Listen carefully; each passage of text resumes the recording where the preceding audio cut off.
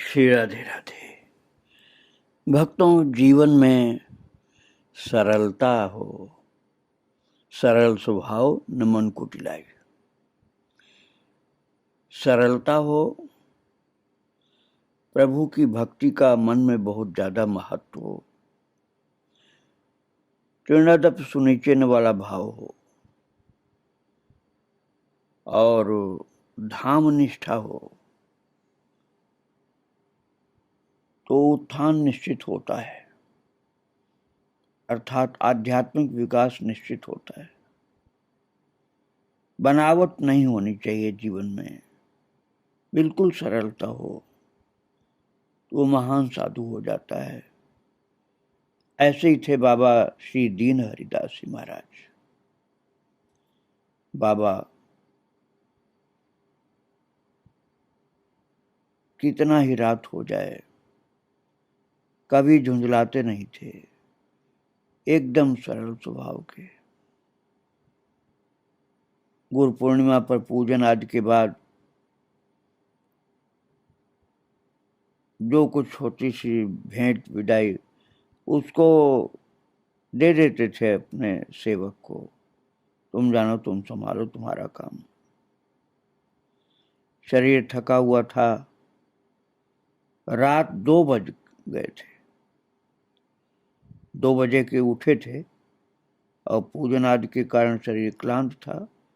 बाबा प्रसाद पाने लगे और बाबा की कुटिया में हाथ धोने वाली नाली के पास एक गंगा सागर पात्र होता है, टोंटी वाला, तांबे का, वो रखा रहता था।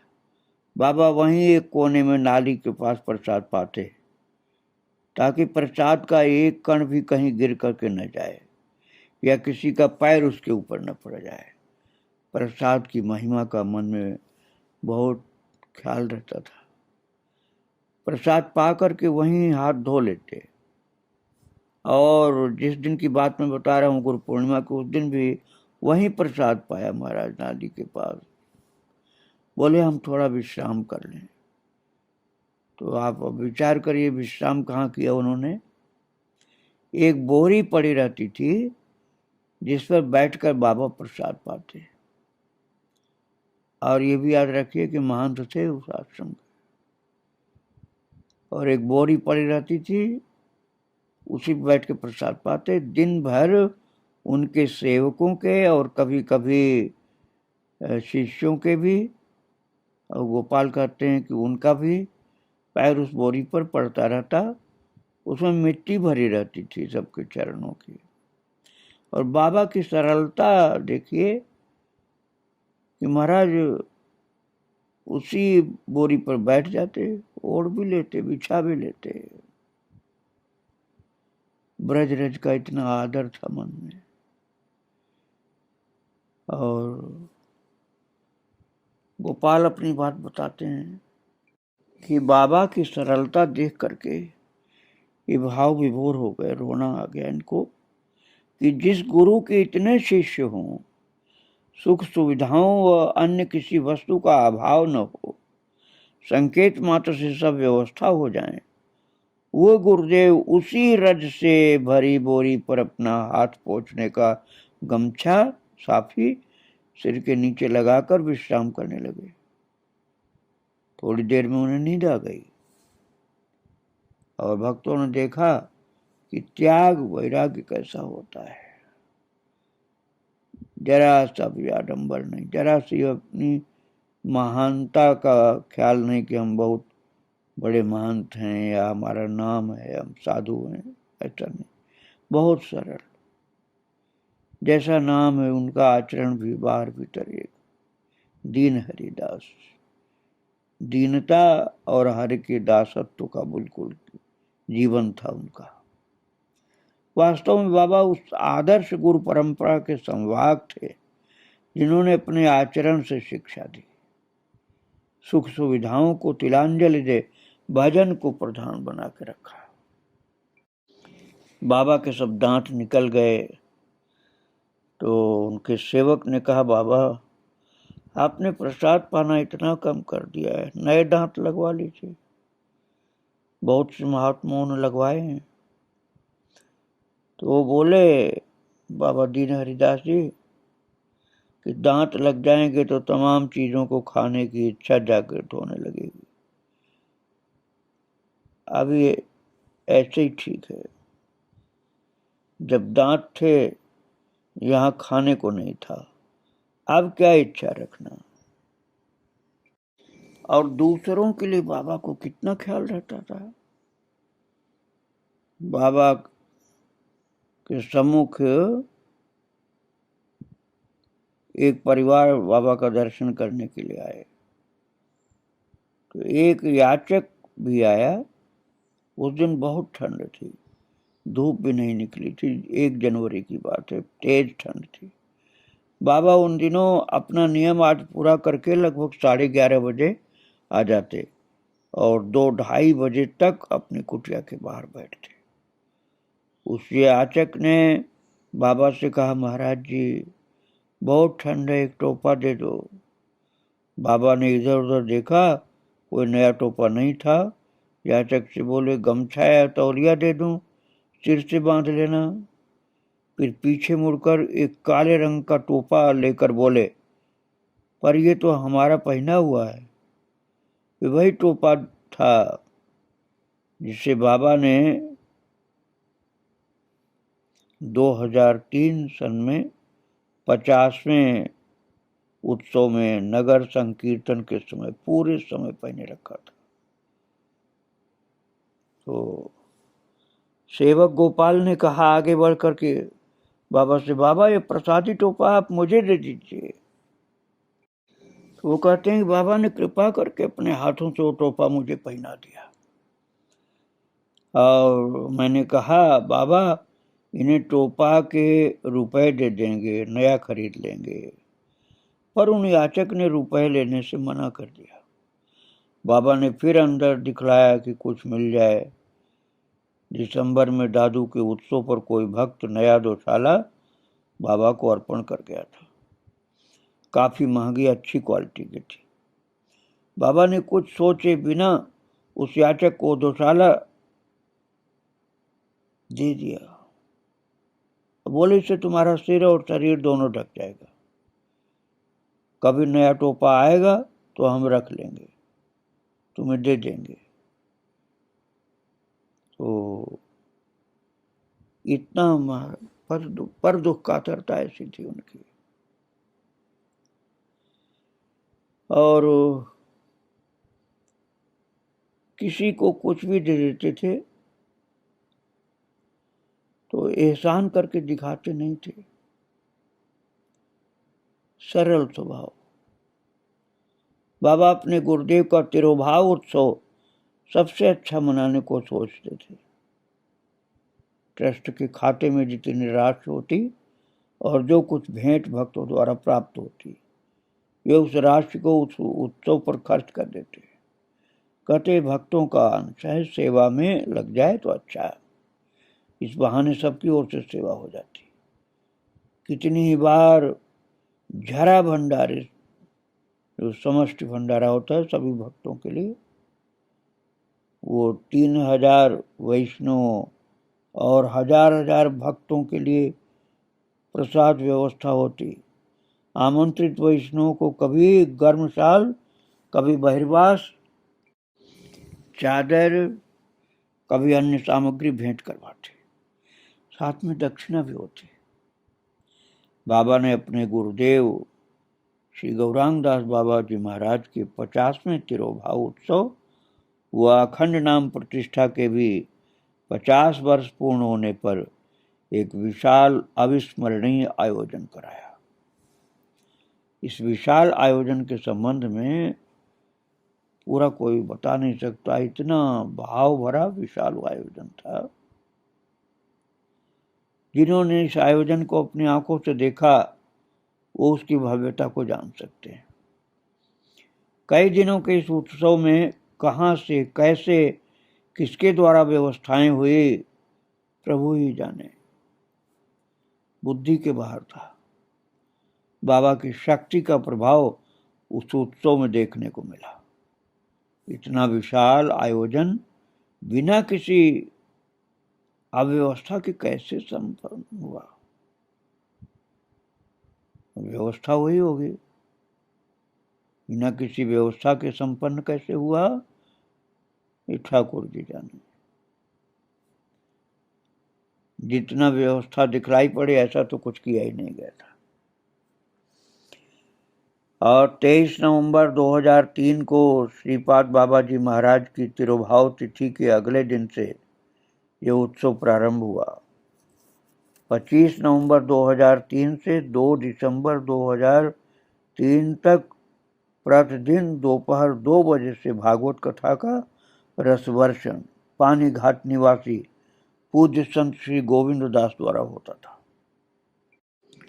उस समय बाबा को किंचित भी विश्राम नहीं मिलता था। अपना नियम करके बाहर जाते तो भक्तों के समागम उत्सव की योजना में समय निकल जाता। प्रसाद पाकर उठते तभी कथा का समय हो जाता। शाम 6 बजे तक कथा होती, किंचित प्रसाद के बाद आरती होती। बाबा कथा में समय से आ जाते, शाम आरती दर्शन के बाद ही जाते। 28 नवंबर 2003 से प्रतिदिन बंगाल के चंद्रकोना से श्री सनातन बाबा शांति बाबा की शिष्य मंडली द्वारा अभिनय के साथ अपूर्व लीला कीर्तन किया गया। कीर्तन बांग्ला भाषा में होने पर भी हिंदी भाषी भक्तों को बहुत आनंद मिला। सबके नेत्रों से प्रेम आंसू निकलने लग जाते थे। रात 9:30 बजे तक कीर्तन होता, फिर रात्रि प्रसाद सेवा। अगले दिन प्रातःकाल गौरांग महाप्रभु की लीला होती थी। भक्त लोग पूरे दिन इन्हीं आयोजनों में व्यस्त रहते थे। अपराह्न में नाम कीर्तन के साथ विद्वज्जन गोष्ठी और ससम्मान समारोह हुआ। इसमें अच्युतलाल भट्ट, श्री श्यामलाल हकीम, पंडित गोविंद दास जी, श्री ब्रज गोपाल दास आदि अनेक वक्ताओं ने पूज्य गौरांग दास बाबा के संबंध में अपने विचार रखे। सभी का सम्मान किया गया। 5 दिसंबर 2003 को सूचक कीर्तन व 64 महंत भोग आराधना के बाद लगभग 8,000 भक्तों ने प्रसाद पाया। आश्रम का कोना कोना नहीं बचा जहां भक्त न बैठे। हर जगह भक्त बैठे थे। अपार भीड़ थी, फिर भी सब व्यवस्थाएं ठीक चलती थी। 6 दिसंबर 2003 को प्रातः बाल भोग के बाद अनेक प्रकार की झांकियां और उनके साथ नगर कीर्तन आरंभ हुआ। पूरे नगर कीर्तन में 150 से ऊपर मृदंग वादक और झांझ करतालों के साथ वैष्णव भक्त थे। 150 तो मृदंग वाले थे और झांझ करताल वाले कितने थे कोई गिनती नहीं। पहली झांकी श्री बांके बिहारी मंदिर के निकट विद्यापीठ चौराहे पर, तो आखिरी झांकी राधा रमन निवास आश्रम पर। 50 वर्षों में बाबा भी पहली बार बाहर निकले। गोदी के बालक से 90 वर्ष तक के बुजुर्ग भी उसमें नृत्य कर रहे थे। पूरे वृंदावन में घूम करके कीर्तन 6-7 घंटे बाद आश्रम लौटा। वहां फिर 8,000 से अधिक भक्तों ने प्रसाद पाया। सन 2003 में हुए इस उत्सव में उस समय, अब आज का नहीं सोचना, अब ये बात 22-23 वर्ष पुरानी है, 18 लाख का खर्चा हुआ था उस समय। बाबा से पूछा कि बाबा पैसे की व्यवस्था कैसे हुई, तो बाबा बोले ठाकुर जाने। पैसों का बैग शाम तक भर जाता था, तुरंत खाली भी हो जाता। इतना विशाल आयोजन कैसे हुआ बाबा जाने। अपने गुरुदेव के लिए उनका समर्पण, भक्ति, सब कुछ उन्होंने छिपा के रखा था। और इस विशाल उत्सव में बाबा जिस वस्त्र को पहने रहे वो 1-2 जगह से फटा हुआ था। उनसे आग्रह भी किया गया कि इसको बदल दे बाबा, फटा हुआ कपड़ा क्यों पहने, पर वे अपनी दीनता के कारण कहने लगे, ना अभी तो चल जाए वो, अभी इतना कहाँ फटा है, उसी को सिलवा कर पहने रहे। ये विशाल उत्सव अविस्मरणीय था। जीवन में ऐसा उत्सव जल्दी देखने को नहीं मिलता है। भक्तों, श्री वृंदावन धाम में रमण रेती स्थित श्री राधा रमण निवास वृंदावन के प्राचीन आश्रमों में से एक है। यहाँ श्री गौरांग दास बाबा की समाधि के अतिरिक्त श्री गिरधारी व निताई गौर श्री विग्रहों की सेवा सन 1955 से यहाँ भज निताई गौर राधे श्याम, जप हरे कृष्ण हरे राम, ये नाम अखंड रूप से चल रहा है।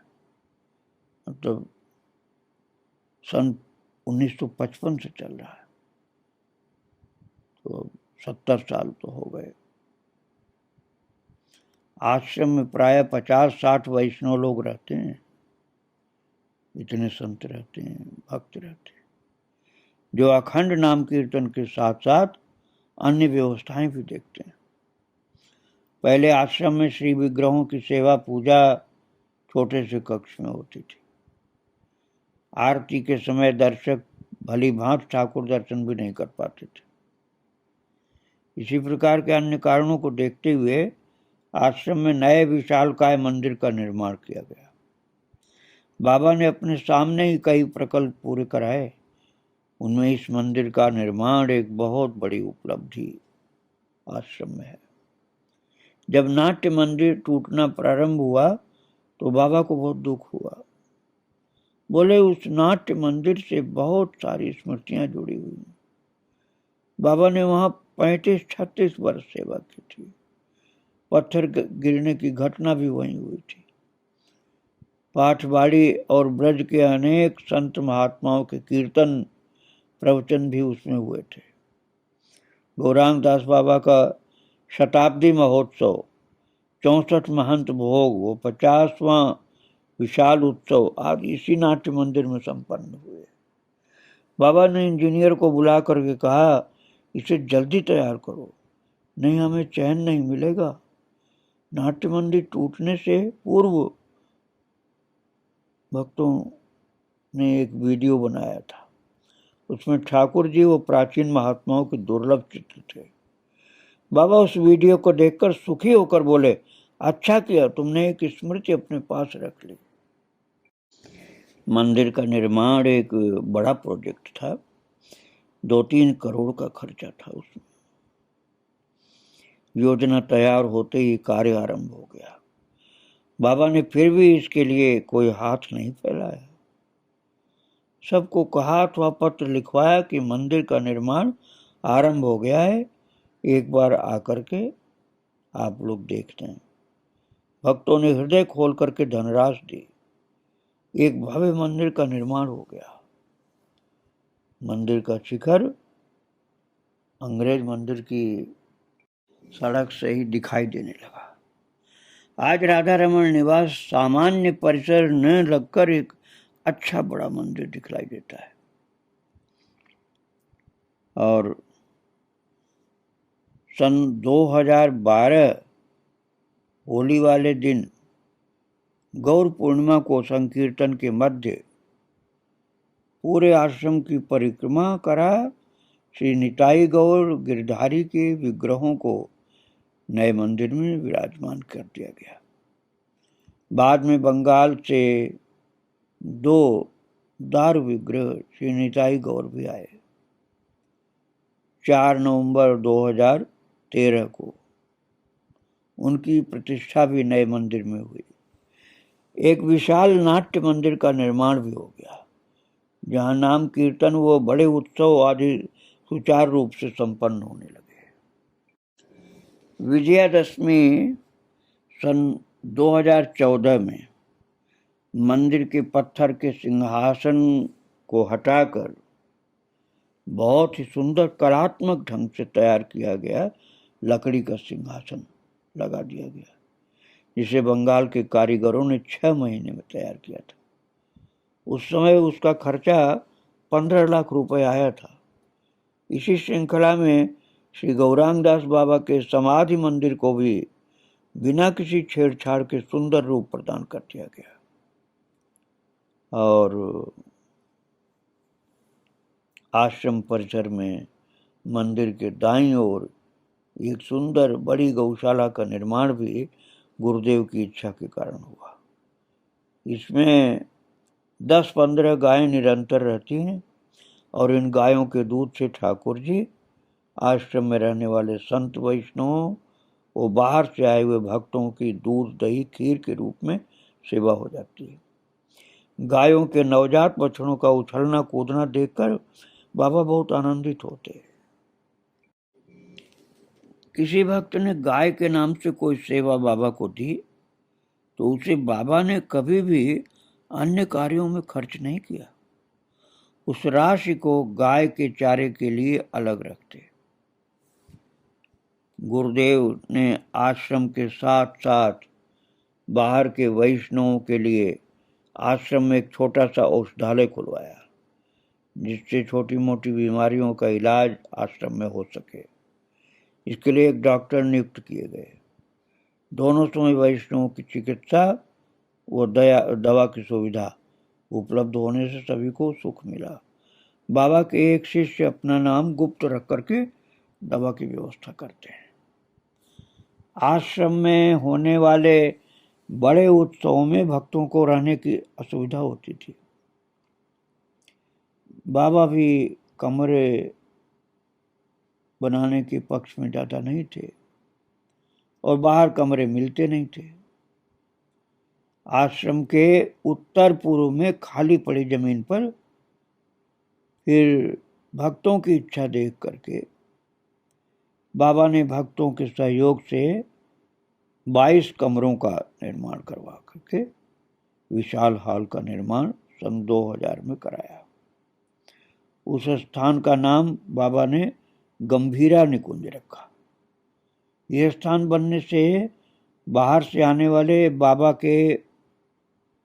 बड़े बाबा के परिवार के जुड़े भक्तों को बहुत सुविधा हो गई। एक बार ऐसे ही बात चली कि बाहर के भक्त प्राय प्रतिदिन आते रहते हैं, आश्रम में कई दिन तक रुकते हैं। प्रसाद की रसीद बनवा दी जाए। जिन्हें प्रसाद पाना रसीद कटवाए। रसीद छपकर भी आ गई, लेकिन बाबा ने स्पष्ट कहा कि जो आते हैं कुछ न कुछ भेंट करके ही जाते हैं। ठाकुर जी चला रहे हैं, किसी से मांगने की कोई जरूरत नहीं है। रसीदें जो छप कर आई वैसे ही पड़ी रह गई। आश्रम में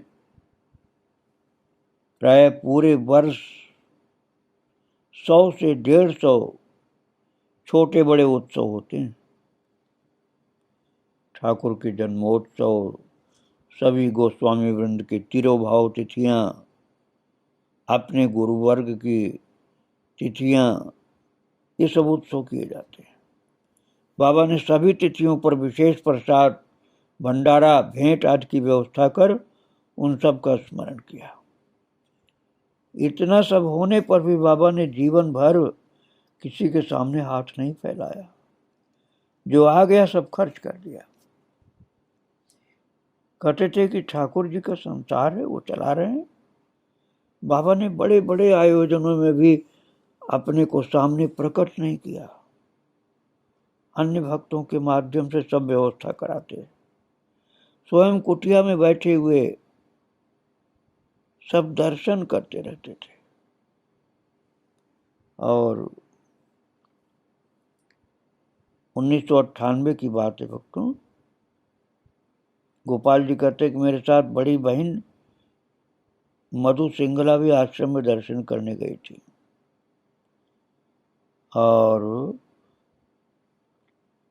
बाबा से फिर साग्रह कहा कि हम आपसे काफ़ी समय से कह रहे हैं, आप हमेशा टाल जाते हैं, अपना जन्मदिन नहीं बताते हैं आप, हम आपका जन्मदिन मनाना चाहते हैं। भक्तों ने बड़े प्रेम से आग्रह किया बाबा से, बाबा सभी का जन्मदिन मनाया जाता है, बाबा जी महाराज का, दादू का, सभी का जन्मदिन मनाया जाता है। आप अपने जन्मदिन के लिए क्यों रोकते हैं? क्या शिष्यों को अधिकार नहीं कि वे आपके अर्थात अपने गुरुदेव का जन्मदिन मना सकें? बाबा बोले वो सब तो महापुरुष हैं, हम तो कछुआ हैं। काफी देर तक तर्क वितर्क चला।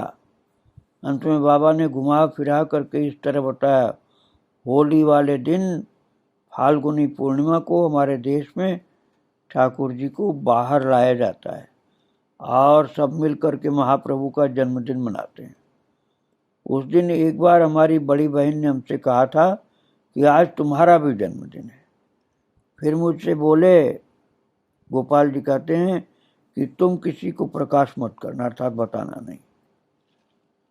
अब वो महाप्रभु का जन्मदिन जो है उसी दिन हरिदास बाबा का जन्मदिन है। ये बात भक्तों को पता चल गई। अब उस समय तो बाबा की बात मान लिया, लेकिन सबको आनंद आएगा इसलिए बात छिपानी ठीक नहीं समझ में आई, तो बता दिया भक्तों को कि बाबा का जन्मदिन वही है जो महाप्रभु का जन्मदिन है। तो फिर बाबा के भक्तों शिष्यों ने पहली बार बाबा का जन्मदिन मनाया, जिसकी चर्चा हम कल करेंगे। आज बाबा को प्रणाम करके यहीं विराम देता हूँ। श्री राधे राधे, जय जय श्री राधे श्याम, जय जय श्री सीताराम।